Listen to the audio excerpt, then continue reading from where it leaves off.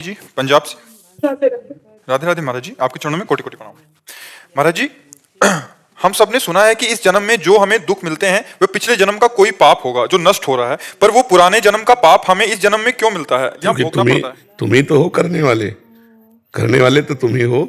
पीछे साल अगर जो अच्छा काम हुआ तो इस साल इनाम उसका मिलेगा तो तुम्ही को तो मिलेगा।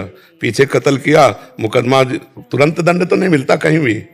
भारत में ही देखो, इसी मृत्यु लोक में देखो, 20-20 साल मुकदमा लड़ते हैं, इसके बाद सजा होती नहीं होती। तो भागवतिक बहुत बड़ा शासन काल है भगवान का। अब कितने जन्मों से हम जो जो करते चले आ रहे हैं उसका हिसाब हम ही को भोगना पड़ेगा, क्योंकि शरीर भले बदल दिए हैं तो हम ही तो भोगना तो पड़ेगा ही। अगर और कोई दूसरा करने वाला होता तो आपको ना भोगना पड़ता, आप ही करने वाले हो। मान लो पिछले जन्म में पुरुष रहे, इस जन्म में स्त्री रहे, उसके पहले क्या क्या रहे, तो जो जो हमसे कर्म होते हैं वो हम ही को भोगने पड़ते हैं, इसमें कोई संशय नहीं है। देखो, भगवान ने स्वयं इस बात को अपने जीवन में करके दिखाया।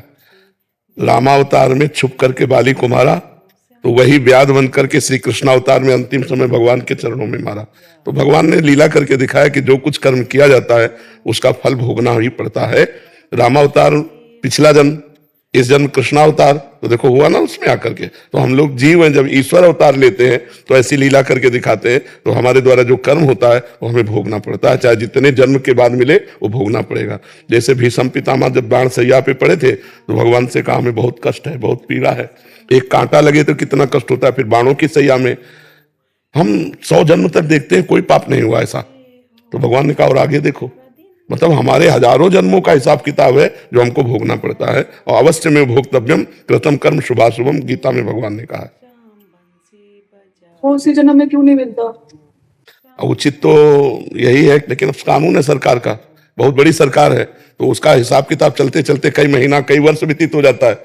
यहाँ भारतीय सरकार का और भागवतिक सरकार के तो अनंत ब्रह्मांडों का हिसाब है, तो जन्म के जन्म व्यतीत हो जाते हैं। तुरंत अगर मिल जाता तो और बढ़िया रहता है। तो फिर जो कष्ट आते हैं वो मतलब सहे कैसे? मतलब पूरे परिवार को वो सहना पड़ता है? हाँ सर, तो वो पूरा संयोग होता है। जैसे किसी बकरे को जिंदा भूनकर खाने में 10 लोग बैठे थे, अब वही बकरा तुम्हारा लड़का बनेगा आके अकेला, और कोई बनेगा माँ बाप, कोई बनेगा बहन, कोई बनेगा परिवार, कोई बनेगा रिश्तेदार, कोई नातेदार, और ऐसा कर्म करेगा सबके डंडे चलेंगे, सबको जलना पड़ेगा, सबको रोना पड़ेगा। नाम जब भी करते फिर भी वो चीज सहन नहीं होती है? नहीं, अभी उस कोटि का नाम जप नहीं करते, नहीं ऐसी कोई बात ही नहीं है जो सहन ना की जा सके नाम जप के द्वारा। बहुत कष्ट होता है। हाँ, अब भोगना तो पड़ेगा ही, अवश्य में भोक्तव्यम। अब कष्ट तो देखो, तुम कितना भजन करते हो हमें पता नहीं, लेकिन हम कितना भजन करते हैं इतना हमें तो पता है ना। हमारी दोनों किडनी फेल है, तो भोगना तो पड़ेगा, पर हम रो के नहीं भोग रहे, हम हंस के भोग रहे हैं, क्योंकि हमारे द्वारा किया हुआ कोई कर्म है उसका फल आया है। भगवान का भजन करते हुए मुस्कुरा के भोग रहे हैं। अब तुम कमजोर हो तो रो के भोग रहे हो, कमजोर मत बनो, बलवान बनो, नाम जप करो, प्रसन्न रहो, अब अच्छे आचरण करो। अब बुरे आचरण न बने तो पीछे की खेती है हम खा लेते हैं, आगे की खेती हमारी बहुत बढ़िया रहेगी।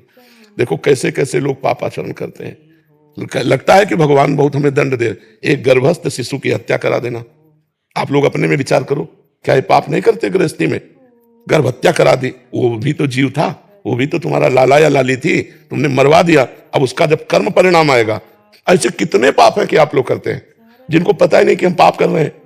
कोई माता को दुख होता है, अगर उसका बच्चा आंगन में खेलता हो, कोई एक चाटा मार दे तो टूट पड़ेगी, और अपने गर्भस्थ गर्भ रूपी आंगन में बच्चे को वो स्वयं नष्ट करवा रही। अब बताओ, क्या ये भ्रूण हत्या गर्भ हत्या पाप नहीं है? महापाप है। कहाँ मान रहे हो? क्या किसी जीव को काटकर, उसके अंग अंग काटकर उबाल कर खाना पाप नहीं है? क्या अंडे में बच्चा नहीं पैदा होता?